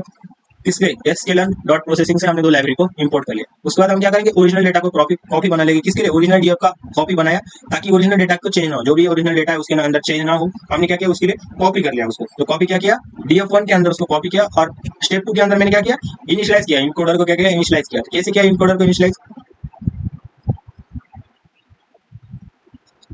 क्या क्या इनिशियलाइज किया इनकोडर को, level encoder is equal to level encoder directly जो लेवल इनकोडर स्ट्रिंग को न्यूमेरिक कोड में कन्वर्ट करता है। अभी हमने देखा ना कि कैटेगरियल जो टेक्स्ट डेटा है उसको न्यूमेरिक के लिए कन्वर्ट के लिए हम लेते हैं। तो लेवल इनकोडर क्या करेगा, जो स्ट्रिंग का डेटा टाइप है उसको न्यूमेरिक में कन्वर्ट करेगा। और नेक्स्ट क्या है, स्केलर। स्केलर क्या करेगा, स्टैंडर्ड स्केलर। ये क्या करता है, न्यूमेरिकल डेटा को स्टैंडर्ड फॉर्म में कन्वर्ट करता है। जैसे मीन इज इक्वल टू 0 और स्टैंडर्ड डेविएशन उसका क्या होगा, 1 हो जाएगा। तो उसको क्या करता है, स्टैंडर्डाइजेशन परफॉर्म करता है। न्यूमेरिक डेटा को क्या करता है, स्टैंडर्ड फॉर्म में वो कन्वर्ट कर देता है। नेक्स्ट स्टेप हम क्या करेंगे, डिफाइन कॉलम। कॉलम्स को हम डिफाइन कर लेंगे कि जो कॉलम्स लेवल इनकोडिंग के लिए है और जो कॉलम्स न्यूमेरिकल सॉल्विंग के लिए है उसको हम क्या करेंगे, डिफाइन कर लेंगे। तो कैटेगरिकल कॉलम्स कौन कौन से, सेक्स हो गया, data set, CP, rest, ECG, slope और थैल। ये सभी कॉलम क्या है, कैटेगरिकल कॉलम से। जो कॉलम्स क्या है, लेवल इनकोडिंग के लिए होते हैं। और नेक्स्ट क्या है, जो कॉलम्स न्यूमेरिकल स्केलिंग के लिए होते हैं। कौन कौन से न्यूमेरिक अंडरस्कोर कॉलम्स के अंदर जो सिर्फ न्यूमेरिकल स्केलिंग के लिए यूज आएंगे। स्केलिंग मतलब क्या, उसको हम बढ़ाने वाले। लास्ट में क्या, step 4 encode categorical columns. Columns को क्या करेंगे, इनकोड करेंगे। तो फॉर कैटेगरिकल कॉलम्स हम क्या किया, फॉर लूप इधर लगा दिया और किसके अंदर, फॉर इन लूप लगा दिया। क्या कैटेगरिकल कॉलम, जो कॉलम का नेम उसको पास किया, if calling DF dot columns. तो उसके अंदर हम क्या करेंगे, फिर ट्रांसफॉर्म नाम का, क्योंकि हमें ट्रांसफॉर्मेशन ही परफॉर्म करना है ना। फिर ट्रांसफॉर्म नाम की फिर अंडरस्कोर ट्रांसफॉर्म लगाए और क्या किया, जिसका स्ट्रिंग टाइप है एस टाइप स्ट्रिंग। कॉलम को जो स्ट्रिंग क्या किया, कॉलम को स्ट्रिंग टाइप में कन्वर्ट करने के लिए इनकोड किया, एनईएन अवॉइड करने के लिए। जो भी एनईएन है उसको अवॉइड करने के लिए हमने क्या किया, कॉलम को हमने क्या किया, स्ट्रिंग टाइप में स्ट्रिंग में कन्वर्ट करने के लिए हमने क्या किया, इनकोड उसको कर लिया। और किसके लिए किया हमने, एनईएन जो आता है ना, एनईएन कॉलम के बीच में देखोगे तो उस डेटा को हमें क्या करना है, अवॉइड करना है। तो उसके लिए हमने ये स्टेप परफॉर्म किया। नेक्स्ट क्या है, handle missing values in numerical. Numerical के अंदर जो भी मिसिंग वैल्यूज है उसको अगर अवॉइड करना है तो मैंने क्या किया, फिल यानी नाम का एक मेथड लगा। क्या किया, डीएफ न्यूमेरिकल अंडरस्कोर कॉलम, जो कॉलम हमने ऊपर दिया था उसी को हमने लिया। और डीएफ1 के अंदर क्या किया, न्यूमेरिक अंडरस्कोर कॉल्स, वही कॉलम को जो नेम दिया था उसके अंदर सभी कॉलम से जो न्यूमेरिकल स्केलिंग के लिए हम यूज करते थे उसको हमने क्या किया, इधर डीएफ1 के अंदर पास कर दिया। और फिल यानी नाम की ऐसी मेथड है वो क्या करेगी, मिसिंग वैल्यूज को कॉल में मीन से रिप्लेस कर दिया। जो भी मिसिंग वैल्यूज उसको हमने क्या किया, उसके जो मीन होगा उससे रिप्लेस कर दिया। नेक्स्ट क्या है हमारा, स्केल न्यूमेरिक कॉलम। स्टेप 6 क्या है, न्यूमेरिकल वैल्यूज को हमें क्या करना है, स्केल करना है। तो मैं इधर क्या करूंगा, डीएफ1 न्यूमेरिक अंडरस्कोर कॉलम हमने पहले बनाया था ना, उसी के ऊपर मैं क्या करूंगा, स्केलर डॉट फिट ट्रांसफॉर्म नाम की जो मेथड है उसको लूंगा और डीएफ न्यूमेरिकल कॉल्स, सब न्यूमेरिकल कॉलम को स्टैंडर्ड स्केल में कन्वर्ट कर दिया। जो भी न्यूमेरिकल कॉलम है उसको क्या किया, स्टैंडर्ड स्केल के अंदर कन्वर्ट कर दिया। और लास्ट में हमने क्या किया, जो प्रोसेस डेटा फ्रेम है उसको प्रिंट करवा लिया। और डीएफ डॉट हेड करूंगा तो मुझे फाइनल ट्रांसफॉर्म डेटा फ्रेम कि फर्स्ट जो ट्रांसफॉर्म करने के बाद फर्स्ट 5 को मैंने प्रिंट कर दिया। ये आपको डिफिकल्ट लग सकता है डेटा को कैसे ट्रांसफॉर्म करना, पर मैंने जैसे आपको समझाया है इसी टाइप में अगर आप समझोगे तो आपको कोड भी ज्यादा देर तक एग्जाम के अंदर आप टाइप भी कर सकते हो, उसको अच्छे से समझ भी सकते हो। तो ये जो कमेंट्स मैंने दिए वो आपको अच्छे से उसी को पढ़कर ही आपको कोड को अच्छे से प्रैक्टिस करना है। आ गए समझ में? अभी हम चेक करते कि उसका आउटपुट कैसे आता है। तो देखो पूरा कोड मैंने अभी आपको समझा दिया है। अभी हम उसको चेक करते हैं, पहले से मैंने स्क्रिप्ट रन करके रखी है, पर रुको रुको इसको हम रन करेंगे। तो अभी रन करने के बाद आप चेक कर सकते हो। तो देखो प्रोसेस डेटा फ्रेम हमारी आ गई, ID age sex data set.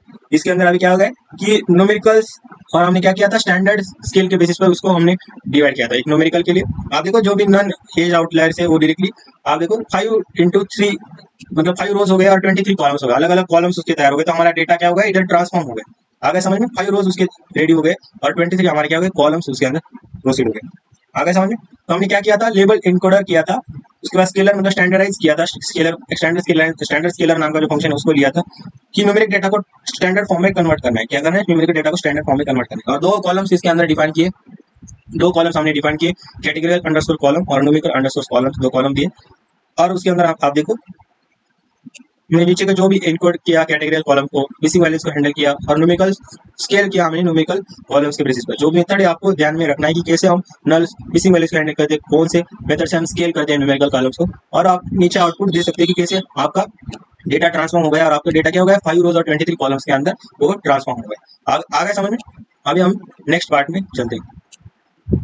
इससे पहले हम क्या करते हैं कि जो भी उसके अंदर स्पेसेस है या इनकंसिस्टेंसीज है उसको सबसे पहले फिक्स कर लेते हैं। तो मैंने इधर क्या किया, जो भी थेल सी एच नाम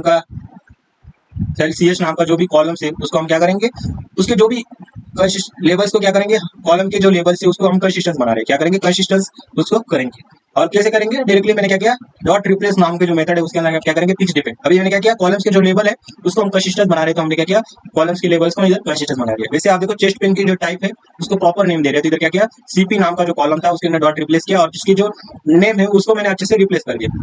चेस्ट पेन के टाइप है उसको अच्छे से रिप्लेस कर दिया, ये नेम है आपको नजर आएंगे। तो हमने क्या किया सिर्फ टिपिकल इंजीनियर था तो उसको टिपिकल अंडरस्कोर इंजीनियर कर दिया, मतलब 2 नेम क्या हो गए सेपरेट इधर हो गए।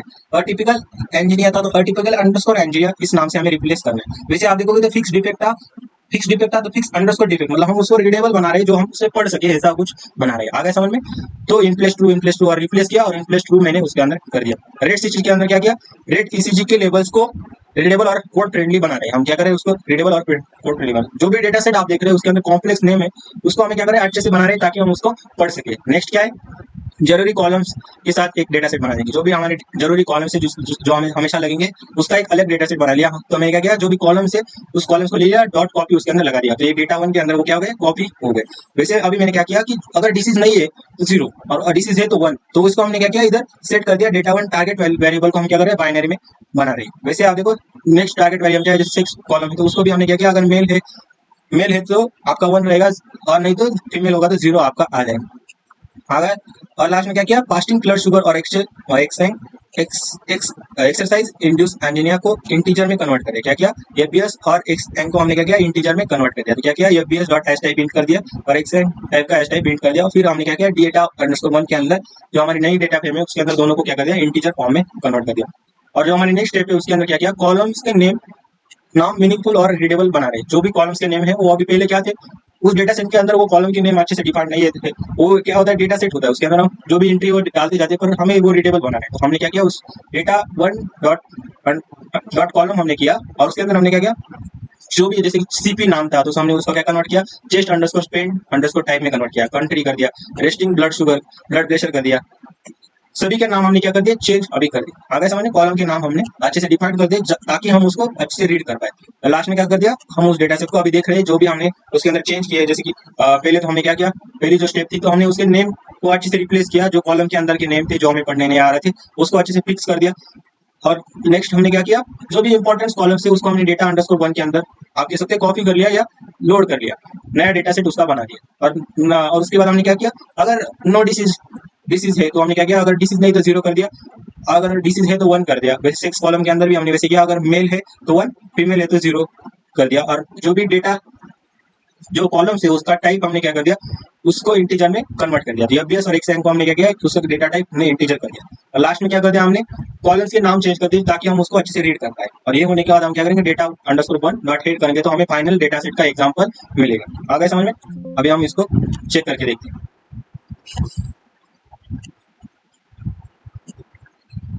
तो अभी हम देखते हैं इसको, एक वार्निंग आएगी, इसको मैंने वो ट्राई किया सॉल्व करने का, पर ये वार्निंग सॉल्व नहीं हो रही। आप ट्राई करके बताओ, और कोई सोल्यूशन मिलता है तो नीचे कमेंट सेक्शन में जरूर आप बताओ। तो अभी देखो, आपकी जो कॉलम के नाम है वो अभी थोड़े रीडेबल लग रहे हैं। पहले क्या था, सीपी था, सीपी नाम आपको पढ़ के किसी को नहीं पता चलता। इधर देखो, चेस्ट पेन टाइप ऐसा नाम हो गया, कंट्री हो गया, रेस्टिंग ब्लड प्रेशर हो गया, कोलेस्ट्रॉल हो गया, फास्टिंग फ्रूट शुगर हो गया, मतलब जो भी डेटा आप हर डीसी डेटा सेट है उसके अंदर के नाम अगर आपको रीड नहीं कर रहे हैं तो उस नाम को हमने क्या कर दिया, उसकी इनकंसिस्टेंसी को हटा दिया, कॉलम्स को अच्छे नेम दे दिए जो हम रीड कर सके, ऐसे नेम में हमने ट्रांसफर कर दिया। आगे समझ में?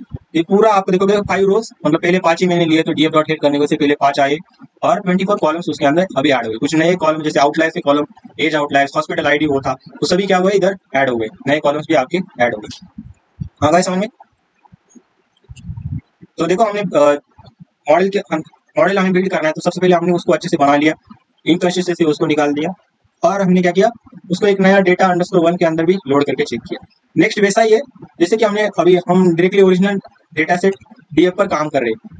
क्या कर रहे हैं, डीएफ पे हमने इधर देखो काम कर रहे हैं, देखो सभी डीएफ के ऊपर हम काम कर रहे हैं। इधर क्या हो रहा है कि हम क्या कर रहे हैं, इसका मतलब कोई नया कॉपी जैसे डेटा अंडरस्कोर नहीं बनाई, ये फाइनल डेटा क्लीनिंग स्टेप है। क्या है, final editing data cleaning step है। तो हमने अभी क्या किया, कैटेगरी वैल्यू जैसे स्पेस वाले इनकंसिस्टेंट नेम है उसको रिप्लेस कर दे। ये करना जरूरी है ताकि हम फ्यूचर में इनकोडिंग और मॉडलिंग के लिए कोई इशू ना हो। इसके लिए सेम मैंने पीछे जो किया था सेम वही है, आप इसको भी ट्राई कर सकते हैं कि हमने कुछ और नए मेथड से उसको किया है, रीनेम किया है, उसको सेम डेटा टाइप हमने चेक किया है।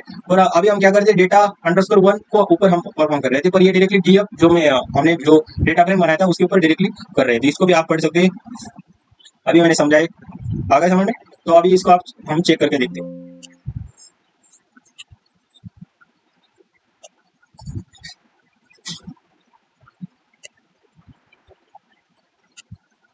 देखो सेम आपका आ गया, ऊपर का आप देखोगे तो हम किसके ऊपर ऑपरेशन परफॉर्म कर रहे थे, हम डेटा अंडरस्कोर वन नाम का एक डेटा किया था और मेन जो डेटा फ्रेम था उसको कॉपी करके हम चेक कर रहे थे। तो ये जो नेक्स्ट है वो डायरेक्टली क्या हो रहा है, उस डेटा फ्रेम के ऊपर वो ऑपरेशन परफॉर्म कर रहा है। ये आप डायरेक्टली ये भी कर सकते हो, नहीं तो ऊपर का भी कर सकते हो। तो नीचे आपकी पूरे आगे जो मॉडल बिल्ड हो रहा है तो आपको डेटा अंडरस्कोर वन भी करना पड़ेगा। तो इसलिए मैंने क्या कर दिया, उस मेन जो डीएफ था उसी के ऊपर वो ऑपरेशन परफॉर्म कर दिया। कोड बिल्कुल सेम है, सिर्फ आपको क्या किया, डीएफ के ऊपर ही हमने पूरे ऑपरेशन परफॉर्म कर दिया। आप देख सकते हैं डीएफ डॉट है, डीएफ डॉट रीनेम कर दिया। नेक्स्ट है डीएफ एफबीएस, डीएफ एक्सएम।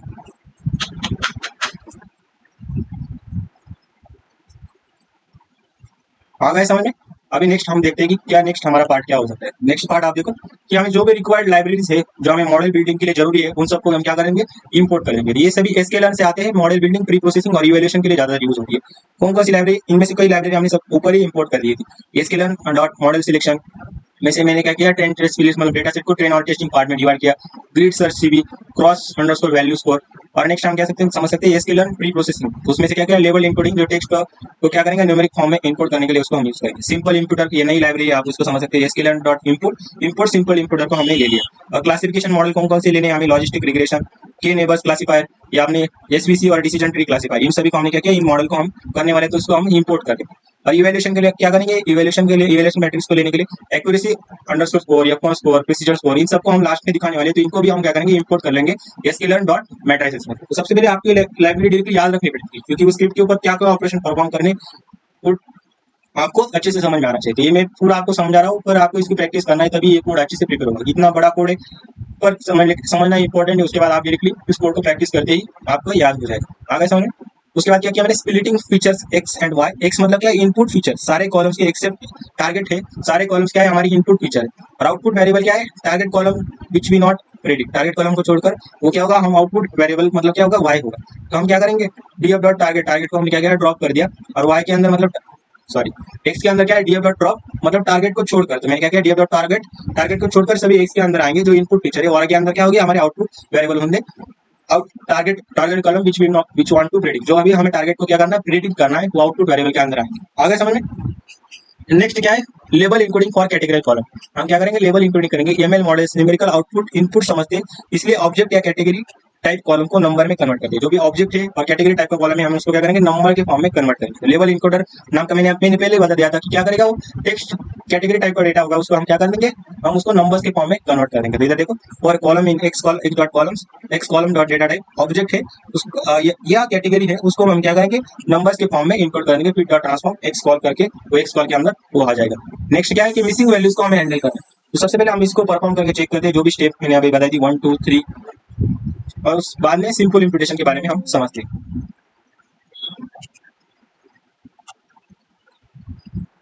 देखो अभी मॉडल हमें बिल्ड करना है उससे पहले जो भी डेटा सेट के नाम थे उसको हमने चेंज कर लिया।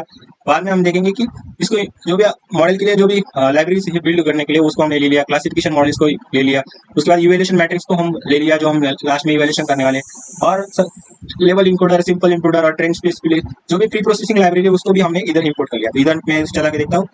उसके बाद हम देखेंगे कि हमने x और y के अंदर देखा x हमारा इनपुट वेरिएबल है y हमारा आउटपुट वेरिएबल जो टारगेट को प्रेडिक्ट कर रहा है और x के अंदर सभी कॉलम आएंगे सिर्फ टारगेट नहीं आएगा क्योंकि y उसको प्रेडिक्ट कर रहा है। आ गए समझ। तो ये भी हमने इधर चेक करके देखा। नेक्स्ट हमारा क्या है थर्ड के अंदर मैं क्या दिखाऊंगा आपको लेबल इनकोडर वो क्या होगा जो भी ऑब्जेक्ट है कैटेगरी टाइप है उसको हमें क्या करना है न्यूमेरिक फॉर्म में कन्वर्ट करना है। तो वो भी इधर हो गया। अभी हम फोर्थ वाला जो स्टॉप है उसको अच्छे से समझ लेते हैं। फोर्थ वाला क्या है कि ये क्या करता है मिसिंग क्या करता है handle missing values using simple importer. Simple importer एक लाइब्रेरी हमने इंपोर्ट की थी। क्या इंपोर्ट की थी sklearn dot input simple input. ये क्या करता है ये क्या करता है मिसिंग वैल्यूज को हैंडल करता है। क्या करता है मिसिंग वैल्यूज को हैंडल करता है। तो क्या करूंगा अभी मैं अगर किसी कॉलम में यानी यार मिसिंग वैल्यूज है तो उन्हें फिल करने के लिए मीन वैल्यू से हम क्या करते हैं फिल करते हैं और इसके लिए कौन सी लाइब्रेरी इंपोर्ट किया हमने सिंपल इंपोर्टर नाम की एक लाइब्रेरी इंपोर्ट की है। इंपोर्टर इज इक्वल टू मैंने क्या किया सिंपल इंपोर्टर स्ट्रेटजी हमें क्या करना है मीन से उसको रिप्लेस करना है। तुम मीडियन या मोस्ट फ्रीक्वेंट भी यूज कर सकते हो और हमने क्या किया इधर मीन को यूज कर रहे हैं आप चाहे तो उसको यूज भी कर सकते हो। और एक्स के अंदर मैंने क्या किया input dot fit transform x को numpy एरे में कन्वर्ट करता है। क्या करता है एरे के फॉर्म में उसको कन्वर्ट कर देगा जो भी हमने मीन से रिप्लेस किया और बाद में हम उसको देखेंगे तो वो क्या आ जाएगा एरे के फॉर्म में आएगा। वो एरे में किस कौन कन्वर्ट करता है उसको numpy जो लाइब्रेरी हमने इंपोर्ट की थी वो उधर कन्वर्ट हो जाएगी। अभी हम चेक करते हैं जो फोर्थ वाला जो स्टेप है ऊपर तो आउटपुट दिखाई देगा होगा आपको। अभी नेक्स्ट हमारा क्या है ये होने के बाद हमारा नेक्स्ट क्या है कि split the data into train and test data set. हमें क्या करना है ट्रेनिंग और टेस्ट डेटा सेट के अंदर उसको डिवाइड करना है। तो मॉडल को ट्रेन करने के लिए 80% डेटा और टेस्ट करने के लिए 20% डेटा रखते हैं। क्या है 80% डेटा हमारा क्या होगा टेस्ट के लिए होगा 20% हमारा क्या होगा टेस्ट के लिए होगा और 80% डेटा हमारा ट्रेन के लिए होता है। तो हम इधर क्या करेंगे एक्स ट्रेन और एक्स टेस्ट और वाई ट्रेन और वाई टेस्ट हम करेंगे। एक्स हमारा क्या है इनपुट है और वाई हमारा क्या है आउटपुट है। एक्स मैंने क्या बताया था इनपुट जो फीचर्स है वाई हमारे क्या है आउटपुट फीचर्स है। और नेक्स्ट आप देखोगे और हम क्या करेंगे जो भी क्लासिफिकेशन मॉडल से उसको हम क्या करेंगे डिफाइन करेंगे। हम 4 अलग अलग एमएल मॉडल ट्राई कर सकते हैं जो मैंने पहले बताया था कि हमने जो भी एमएल मॉडल्स को लिया था हर मॉडल्स के अलग अलग तरीके हर मॉडल क्या करता है अलग अलग तरीके से काम करता है। लॉजिस्टिक रिग्रेशन मैंने पहले बताया था कि क्लासिफिकेशन के अंदर वो यूज होगा। रैंडम अंडरस्कोर स्टेट हमने क्या कर दी 42 उधर कर दी। उसके बाद एसवीएम आपने पढ़ा हुआ है मशीन लर्निंग के अंदर एसवीसी रैंडम सेट क्या कर दी 42 और प्रोबेबिलिटी क्या कर दी ट्रू। प्रोबेबिलिटी ट्रू मतलब आरसी के लिए वो जरूरी है इसके लिए हम उसको इंपोर्ट करें। डिसीजन ट्री क्लासिफायर सभी मॉडल ऊपर इंपोर्ट कर लिए तो उसको हमने इधर क्या कर लिया मॉडल्स के अंदर सभी ले लिए मॉडल्स के अंदर उसको डिफाइन करें। फिर से के नंबर क्लासिफायर को भी हमने इधर ले लिया। और लास्ट में हम क्या करेंगे लास्ट में आप देखोगे तो ट्रेन और इवैल्यूएशन हमें परफॉर्म करना है। ट्रेन और इवैल्यूएट करेंगे हर मॉडल को क्या करेंगे ट्रेन करेंगे और टेस्ट डेटा को प्रेडिक्ट करेंगे और परफॉर्मेंस मैट्रिक्स को कैलकुलेट करेंगे। ये सभी हम क्या करेंगे इवैल्यूएशन के अंदर करना है। तो हमने मॉडल स्कोर किया सब मॉडल्स का रिजल्ट स्टोर करने के लिए इसके अंदर हमने एम्प्टी एरे बना लिया। आप ऐसा समझ name for name model in models. तो मॉडल को ट्रेनिंग डेटा से फिट करने के लिए यानी कि क्या क्या मॉडल डॉट फिट हम मॉडल को क्या करेंगे ट्रेन करेंगे जो भी ट्रेनिंग डेटा है वो उसके अंदर आ जाएगा। मॉडल डॉट जो भी मॉडल अभी लिया था हमने मॉडल के अंदर लिए थे उसको हम क्या करेंगे ट्रेन करेंगे बाय फिट नाम की जो मेथड उसकी उसमें से क्या करेंगे ट्रेन करेंगे। नेक्स्ट क्या है टेस्ट डेटा पे प्रेडिक्शन करते हैं। क्या करते हैं टेस्ट डेटा पे हम क्या करेंगे प्रेडिक्शन करेंगे Y underscore predict model dot हमें टेस्ट डेटा पे क्या करना है प्रेडिक्शन परफॉर्म करना है। आरओसी और एओसी के लिए प्रोबेबिलिटी चाहिए होती है तो 0 या 1 कॉन्फिडेंस वाई प्रोबेबिलिटी क्या करेगा मॉडल वाई प्रेडिक्ट प्रोबेबिलिटी हमें प्रोबेबिलिटी को प्रेडिक्ट करना है। ये देखो सभी एल्स नन तो ये जो भी आरओसी है एओसी के लिए जो प्रोबेबिलिटी चाहिए वो इधर प्रेडिक्ट हो जाएगी। क्या है अगर model dot predict underscore proba X test है तो उसके अगर 1 आएगी। इफ मॉडल प्रेडिक्ट प्रोबा है नहीं तो एल्स वो नन मतलब वो 0 आएगी। 0 या 1 के फॉर्म में हमें क्या करना है उसको प्रोबेबिलिटी को प्रेडिक्ट करना है आरओसी और एओसी कर्व के लिए। नेक्स्ट हम क्या देखेंगे, इवैल्यूएशन निकाल रहे हैं। कौन कौन सी इवैल्यूएशन निकाल रहे हैं, पहले तो एक्यूरेसी निकाल रहे हैं। तो एक्यूरेसी सही प्रेडिक्शन करेंगे तो हम टेस्टिंग डेटा पर प्रेडिक्शन निकाल रहे हैं ना, तो वाई टेस्ट और वाई प्रेडिक्ट को हम ले लेंगे। उसके बाद F1 स्कोर को हम देखेंगे, उसके अंदर क्या करें वो भी हम टेस्टिंग डेटा पर करेंगे। और वाई प्रेडिक्ट जो आया था हमारा वो average weighted accuracy plus recall को बैलेंस करने के लिए हम F1 स्कोर को इधर निकालेंगे। उसके बाद क्या है, प्रिसीजन। प्रिसीजन क्या है आप सभी को पता है, अगर आपने एमएल के जो कॉन्सेप्ट है वो अच्छे से एक बार देख लो, नहीं पता है तो वो आप जाके पढ़ भी सकते हो। उसके बाद president square, Y test, Y predict, average. इधर क्या होगा, पॉजिटिव प्रेडिक्ट करने की एक्यूरेसी क्या है, रिकॉल क्या है मतलब निगेटिव, कितने एक्चुअल पॉजिटिव सही प्रेडिक्ट है रिकॉल बता दे। Y test, Y predict, average, weighted हमने इधर निकाला। आरओसी एवरेज के लिए क्या किया, वाई टेस्ट और वाई प्रोबेबिलिटी को हमने पास किया। ये Y probability is not none else none, confidence basis पे हम क्या करेंगे, मैट्रिक्स को उसको दिखाएंगे। आगे समझ में, आरओसी और एओसी का निकाला, रिकॉल निकाला, प्रिसीजन निकाला, F1 स्कोर निकाला और एक्यूरेसी हमने निकाली। और लास्ट में जब आप उस स्क्रिप्ट को रन करेंगे तो आपको क्या मिलेगा, model dot score dot append के अंदर उसका नेम, उसकी एक्यूरेसी और F1 स्क्वायर मैंने अभी बताया था एमटीआर हमने क्रिएट किया था। उसके अंदर क्या रिजल्ट को लिस्ट में स्टोर करने के लिए ले रहे हैं। हम क्या करेंगे, जो भी रिजल्ट आया तो उसको लिस्ट के अंदर स्टोर करवा लेंगे। आगे समझ में, लास्ट में क्या करूंगा मैं, उसका नेम, जो भी मॉडल उसका नेम, उसकी एक्यूरेसी, F1 स्क्वायर, प्रिसीजन और रिकॉल, इन सब को हम क्या करेंगे इधर प्रिंट करवा लेंगे। और इधर हमारा क्या हो जाएगा, आरओसी और AOC is not a print. मैंने अच्छे से इधर सिंबल भी ऐड करके देखिए, ROC AOC dot to F, ये पता है आपको, ये बेसिक डॉट एफ क्या है, फ्लोट में क्या करना, पॉइंट कहाँ तक लेने वो इधर हम डिफाइन करते हैं। आगे समझ। और प्रिंट इंटू 50 भी हमने इधर करवा दिया। अभी हम चेक करते हैं कि हमारा आउटपुट इधर क्या आ रहा है। तो देखो ट्रेनिंग और टेस्टिंग में इसको स्प्लिट कर लिया, वो भी सही जा रहा है। क्लासिफिकेशन मॉडल्स को हमने ले लिया था, जो भी मॉडल्स हमें बनाने उसको भी ले लिया था। लॉजिस्टिक, एसवीएम और डिसीजन ट्री क्लासिफायर और के नेबर्स को हमने मॉडल्स के अंदर ले लिया। आगे समझ। इसके बाद हम क्या करेंगे, मॉडल स्क्वायर जो इवैल्यूएशन हमें परफॉर्म करना था उसको भी मैं रन करके चेक करता हूँ। देखो